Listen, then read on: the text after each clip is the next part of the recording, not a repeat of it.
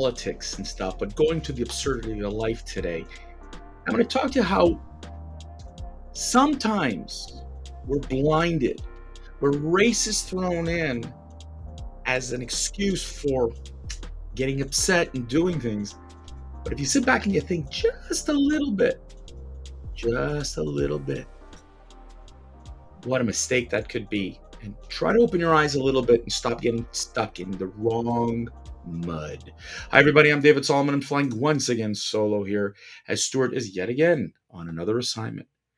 This is the Rant Network, and we broadcast every Monday, Wednesday, Friday at noon Eastern. This is a podcast dedicated really to news, pop culture, politics, and so much more. And today I'm going into sports, and I do this when Stuart is mostly not here.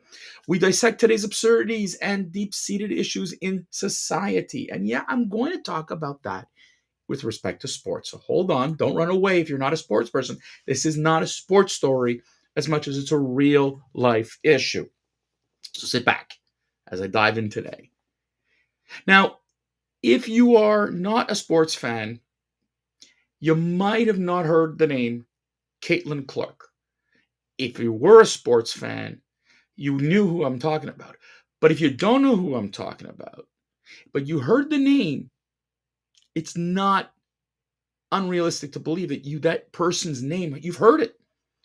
Because in the spring of this past year, during March Madness in college basketball, even before, Caitlin Clark was a household name in women's basketball at the collegiate level.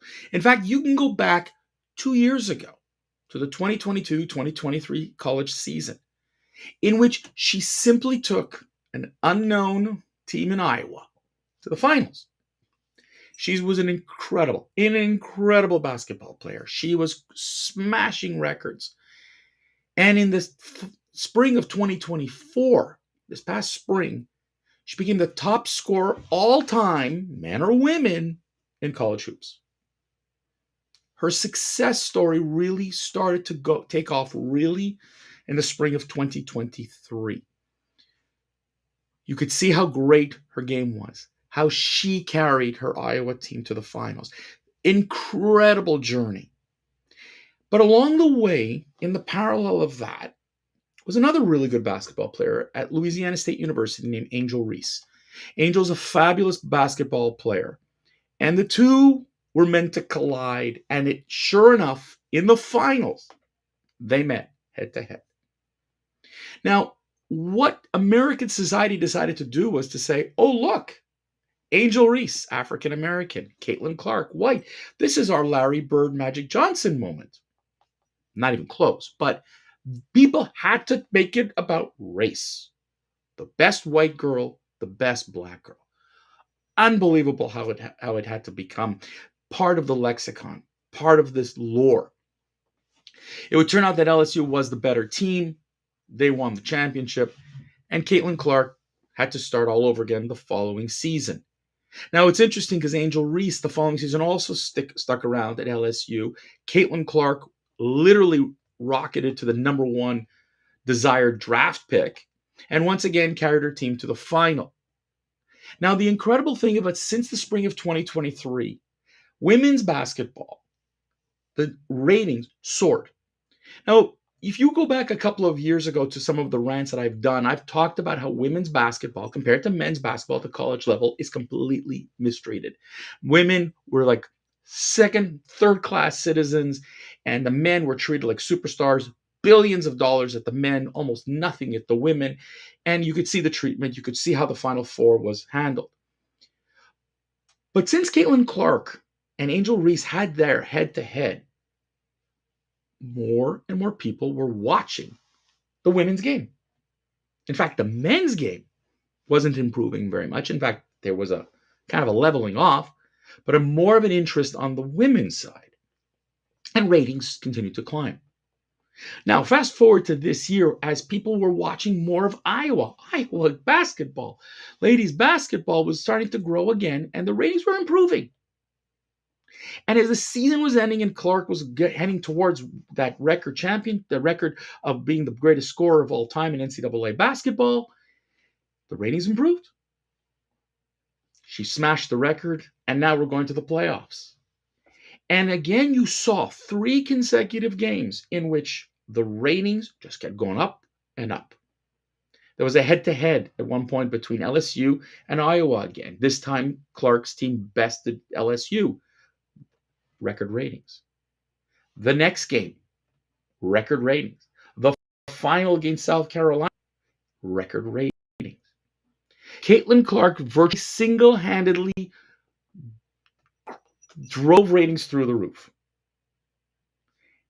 And she was recognized as the next great superstar for women's basketball. And here she was. She had a choice. She could have stayed one more year in college hoops. We talked about this in a previous rant, where she would make more money staying at school than a salary at the WNBA. And the WNBA does have that revenue sharing that the players get so much of a percentage of the revenue collected split into the salaries, and that's how they determine salaries. And the pathetic level of a rookie compared to the NBA, and we've talked about this, the rookies, it's millions of dollars, and in the NBA, and for the women, it's less than $100,000 a year. But before the season even started, and you got to know that this was really fast, from the end of the women's college basketball season to the draft to the beginning of this, Clark, 2 things happen. She goes number 1 to the Indiana team, and she signs an 8-digit shoe deal with Nike. Folks, you can't imagine what that means to women's basketball. The fact that Clark has moved the pin, moved that needle to a point where all of a sudden more people are going to start watching the WNBA was good news. And those that were illuminated and understand it saw potential. But apparently, not everyone agrees. You see, some of the players that hated Clark or were rivals with Clark in college were drafted as well and now part of the WNBA, including Angel Reese. She's with Chicago. And the unbelievable thing is that, again, here's a white basketball player in a black culture, as someone has put it to me, and she's disrupted. Clark's disrupting. How dare she be the best basketball player? She's not the best basketball player. And these players are doing everything they can to literally try to rock her world. Rookie, welcome to the WNBA. Black, white, don't care. That's the reality when you're the top rookie. People are going to come after you hard. That's every sport. But they've taken it a step further. And it's a stupidity as this last weekend, Chennedy Carter from Chicago went out and as the ball was supposed to be inbounded, she went and she checked Caitlin Clark hard. No reason. There was no play. Just to send a message. She got what's called a common foul. Okay. But the league looked at it and said, hold on a second. You're going after our top superstar. You're going after the person where the ratings are going up. Yes, folks, in case you didn't know, Indiana basketball that nobody was really watching was selling out like no one's business. No one's business.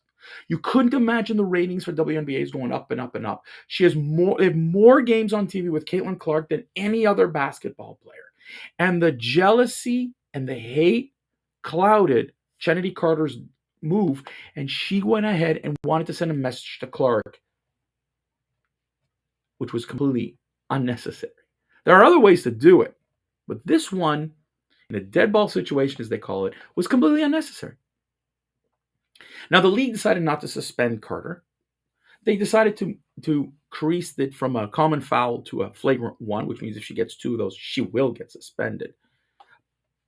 But the reaction from other players in the WNBA, in the NBA, outside, was interesting. Race being thrown in here again. Black versus white. This white girl is invading the black community here. I don't get that comment at all. She's not. She's a basketball player. She wants to play basketball with everybody else. Sabrina Ionescu, great basketball player. She's white. Breanna Stewart, She's white. No one's commenting about that. And those are two fantastic basketball players.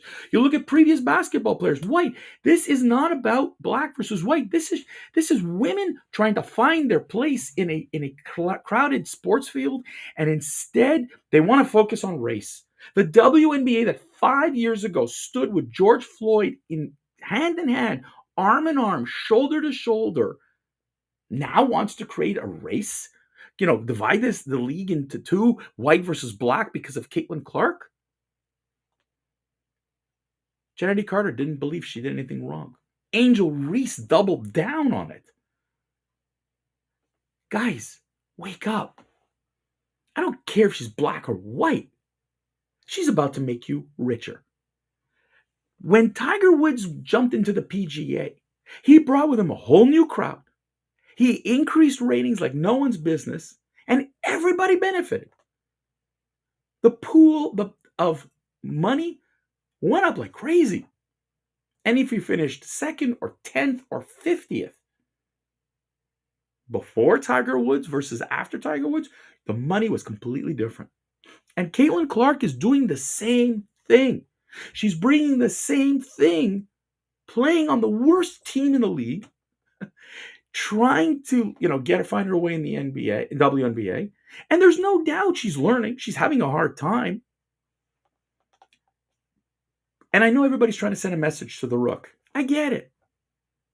But folks, she, with others, will open the coffers. There are more sponsors interested. There are more viewers interested. If the WNBA gets more revenue, there's more for you.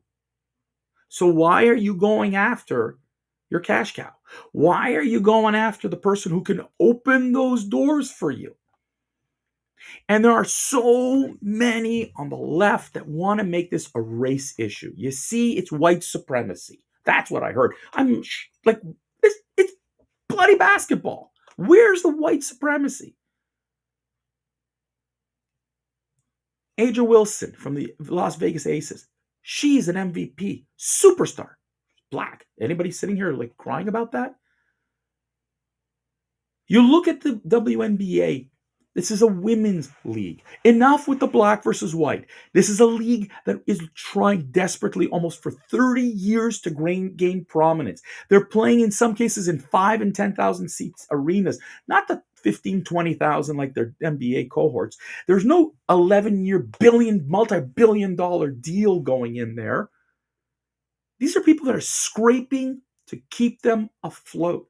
These are players that flew on regular flights over 6 feet tall. Imagine there's a new player named Cardoso. She's 6'7". She doesn't fit in a regular plane, unfortunately, because they're not meant for people over 6'2". And they're flying regular flights. There were no charter flights. The more money that's put in, the more there are opportunities. And this notion that we're going to make this a race, idea, that we're going to go after the black versus white again, or Larry Bird versus Magic Johnson. But stop. All this is basketball, money, business. Not this whole thing with Kennedy Carter should open players' eyes and realize going after Caitlin Clark, if you injure Caitlin Clark, if you take her out of the game, kudos to you. You're out of the game. But where's the money going to go?